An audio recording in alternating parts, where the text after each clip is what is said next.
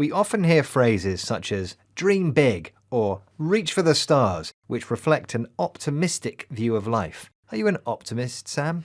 I hope so. I try to see the positive side of life, even when something bad happens. It sounds like you're a glass half full person, someone who always thinks that good things will happen.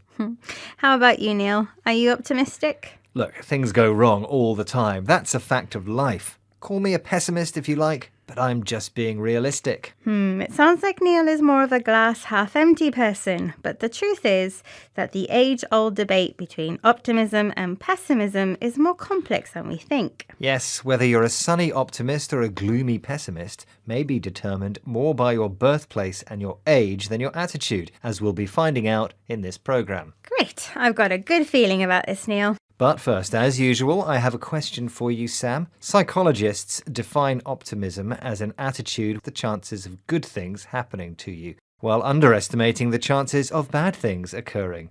So, what proportion of the British population, do you think, describe themselves as optimistic? Is it A, 20%, B, 50%, or C, 80%? I'll choose the largest, 80%. Okay, Sam, we'll find out if your optimistic answer is the correct one later in the programme. Someone who probably wouldn't agree with you, though, is BBC World Service listener Hannah. Hannah grew up in Germany before moving to the United States. She thinks Americans tend to be more optimistic than people back home in Germany, as she told BBC World Service programme Crowd Science. Well, I think the stereotypical perceptions of Germans is that we're quite pessimistic, and that kind of tends to come across as being a bit of a Debbie Downer, when in actuality Germans just tend to be avid planners for all eventual negative eventualities as well. Mm-hmm. So that's kind of us being pessimistic but actually being cautious, as opposed to, for example, what I've noticed in America, that a lot of people tend to be hyper optimistic. I've always admired how Americans tend to be able to sugarcoat everything.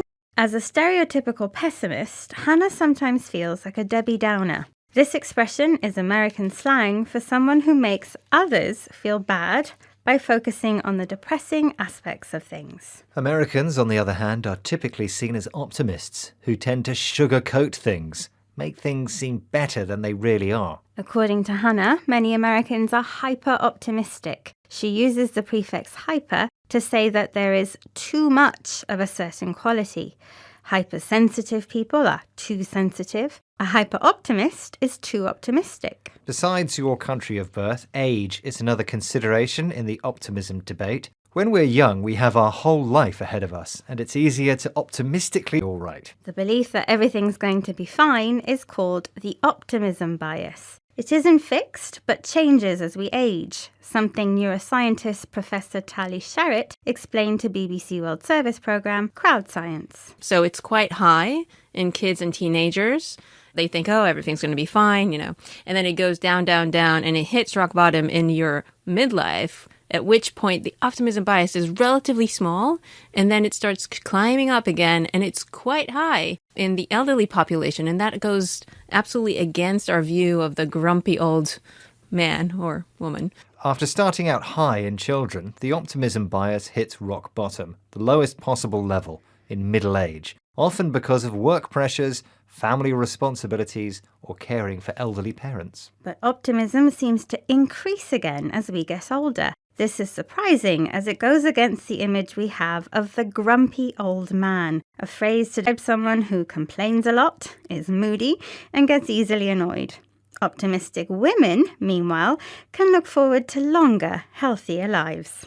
Good news for you then, Sam, but I'm sticking with my pessimism. If I anticipate things going wrong, then I don't get disappointed when they do.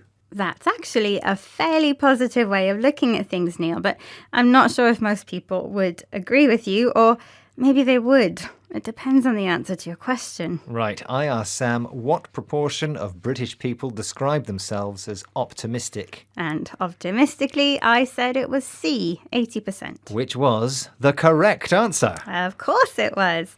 Whether you expect good or bad things to happen to you, you're probably right. So why not focus on the sunny side of life, Neil? That way you've got nothing to lose. OK, let's recap the vocabulary from this programme, Sam. You're certainly a glass half full person, someone with an optimistic attitude to life. Of a Debbie Downer, American slang for someone who brings everyone down by talking about the negative side of things. If you sugarcoat something, you make it appear more positive than it really is.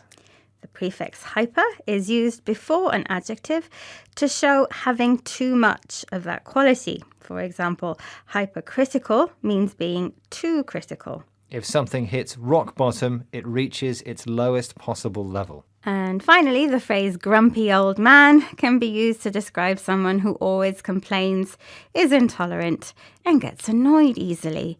A bit like Neil. Thank you very much.